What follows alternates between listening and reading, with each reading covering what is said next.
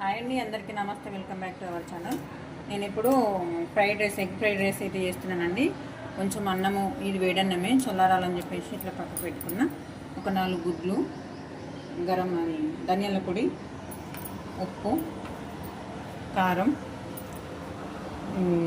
పోపులకు సంబంధించిన ఐటమ్స్ అయితే ఇప్పుడు నేను ఫస్ట్ కొంచెం ఉప్పు కారము దీనికి సరిపడాని అయితే కొంచెం, అంటే రైస్కి కొంచెం ఉండాలి కదా అని చెప్పేసి కొంచెం అయితే కారం వేస్తున్నా. నేనైతే అందరి కొద్దిగా వేస్తానండి, స్పూన్తో వేయను. కొంచెం ఉప్పు అంటే మీకు తగినంత. ధనియాల పొడి, ఆయిల్ అయితే వేసుకున్నానండి. స్టవ్ ఆన్ చేసుకొని ఆయిల్ గరం అయింది. కొంచెం అయితే జీలకర్ర ఎందుకంటే డైజెస్టివ్కు మంచిగా పనిచేస్తుంది అనే ఉద్దేశం కొద్ది నేనైతే జీలకర్రని అయితే వేసుకున్నాను.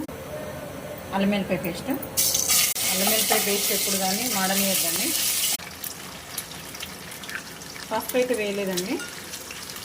ఒక్కొక్కరు ఒక్కొక్క విధంగా, ఆనియన్ వేయలేదు కాబట్టి పసుపు అనేది మాడిపోతుంది తొందరగా, అందుకని ఎగ్స్ వేసిన తర్వాత పసుపు వేస్తాను.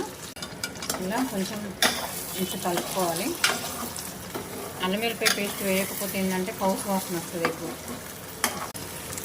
ఆనియన్ వేస్తే ఏంటంటే కొంచెం ఒకవేళ రైస్ ఏమన్నా మిగిలినా కానీ అది ఆనియన్ ఇప్పుడు ఎండాకాలం కదా కొంచెం తొందరగా ఖరాబ్ అవుతుంది. ఒకటి ఎగ్ రైస్లో ఆనియన్ మనం తింటుంటే తలుగుతుంటే కొంచెం అంత ఇష్టంగా అనిపించేది. అంటే ఒక్కొక్కరికి ఒక్కొక్క రకంగా ఇష్టం ఉంటుంది.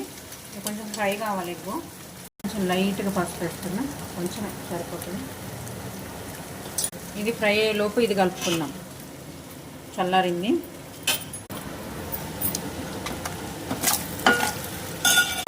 ఫ్రై అయింది. దీనికి ఉప్పు కారం తగ్గట్టుగా వేసుకోవాలి. సాల్ట్ ఈ కర్రీకి సరిపడా.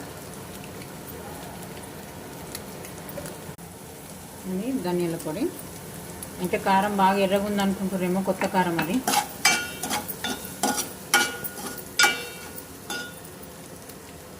రైస్ అయితే వేస్తున్నా.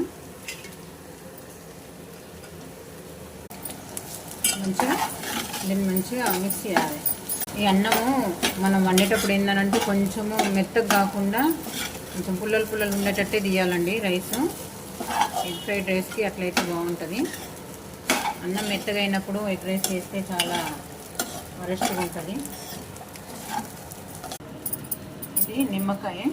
దీన్ని కొంచెం ఇట్లా నలిపితే రసం అనేది మంచిగా వస్తుంది. ఒక చిన్న నిమ్మకాయనే ఇది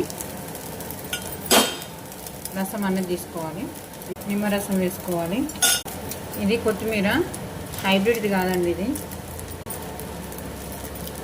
ఇలా ఉంటుంది. ఇలా ట్రై చేయండి. ఎగ్ రైస్ రెడీ అండి. మీకు నచ్చితే ఇలా ట్రై చేసి చూడండి, చాలా సూపర్ టేస్ట్ అవుతుంది.